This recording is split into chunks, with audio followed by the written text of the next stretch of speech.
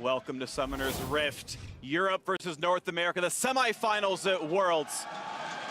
The best performance either region will have had in 7 years if you can make it to the final here. So much building up to this match, and we're now in the last few seconds where you can spam the EU love NA in chat because it is about to catch on fire. I mean, one region will make it to the world final.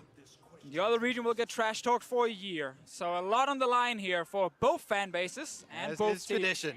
Of course. Now, Echo top lane, you already mentioned the AP damage. It obviously makes it a lot harder for the Victor when it comes to his itemization, because we got to see the Iceborne Gauntlet Rush when he was against things like Aatrox, and the armor was super beneficial, hard for Aatrox to kill him. Obviously not going to be the same effect against an Echo, and there's constant threat that he can jump you with a jungler, and he can always close that gap and get onto you. Exactly, that's the key thing for me, because Victor top actually does a lot of scaling, but we'll talk about that later because there's already an invade here that's been seen on the ward. Broxah's going to back off until his bottom lane does come.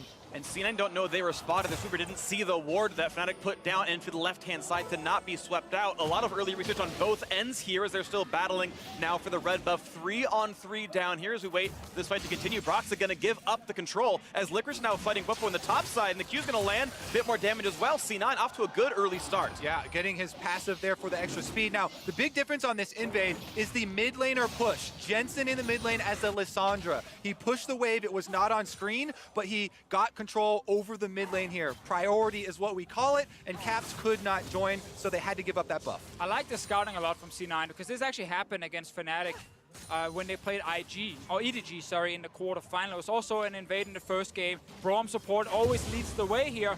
Broxah now has a ward spotting Svenskeren, so he knows he's on his way into his jungle. He's just taking the long route around. Red buff Xin Zhao, you do not want to fight him early. Yeah, especially with the solo lanes getting the push on the minion waves that we have seen. Now, he's actually going for the gank rather than the scuttle crab right now. Due to the positioning of Bwipo, though, calls it off and wants to get that income going already. Brox, as you can see, has transitioned down to the bottom side already on Lee Sin, and he may just have to focus on that area as there is not a lot of vision there either. Very good early vision, however, from Fnatic on that top side. The Ghost Poro, they had a ward in the ramp that spotted Svenskeren walking into the jungle, and Bwipo had a ward in the top lane Tribrush that would have spotted him walk out as well. So they knew, okay, if he's not seen in any of these places, he's still either in the jungle or he's recalled. It does make it fairly easy to track the jungler, though. Here we go! Flash in, going for the chain as well. Just gonna flash, but still get rooted! Q's gonna land! And first blood goes to Broxah! Insane setup. First pick LeBlanc, he chain flashes, so there's no reaction time from Jensen, and he gets hit. Oh my god, what a setup! Great play there from Caps, and once again, that's why we put the importance on the mid-jungle duos here in this matchup. Flashing in, securing that kill, and getting the summoner spells down.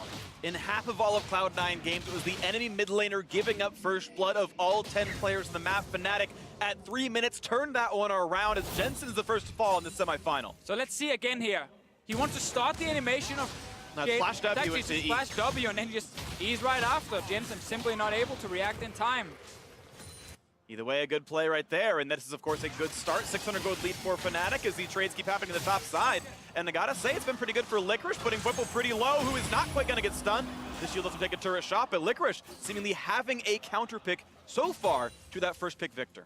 Yeah, with the biscuit delivery as well, those are going to come in to help him sustain through this and keep up the pressure. Now, with top Victor as well, it's very important to keep track of the rune choices. Even if you are forced to go in the magic resistance area, you can take Transcendence for some cooldown reduction at level 10, but again, it still takes a while to scale up on that pick before it comes, extremely effective. Bottom line, though, they're going in for a little bit of a trade. Well-timed rocket jump gets away from that one. It's fairly easy to do at this level of play, but either way, Hillsong not getting punished for the jump in at all. And that's going to be a pretty equal trade. This bot lane is plus CS for Fnatic. Even if Sneaky gets all 3 of these, he will still be down 3 farm in this lane. There's some very interesting trades in the pick and ban phase. C9 did not value getting Lucian in the first phase because they wanted Lissandra against the LeBlanc pick from Fnatic, which meant that Fnatic could ban the Lucian and therefore not be too scared of the Braum lane specifically. And those kind of things will be very important to track during the series. If C9's bot lane feel like they need more pressure for the next game, they might value getting that Lucian pick earlier. But for now, it is a scaling pick for Sneaky. Same thing, obviously, for Reckless. And that investment has worked out pretty well as far as the CS lead there for Lissandra. But again, the teleport was also blown. They're going in again. In landing, Jensen's still going to be rooted up in place, but with Aftershock on, he's going to feel pretty safe. Broxa won't take that one forward until he gets out of turret range. He gets a bit of extra damage. Jensen maybe going a little bit too far forward on that one. Cap not level 6 yet, should hit it very soon. Got it now. Jensen with ulti available under his own turret can use it defensively to stay alive.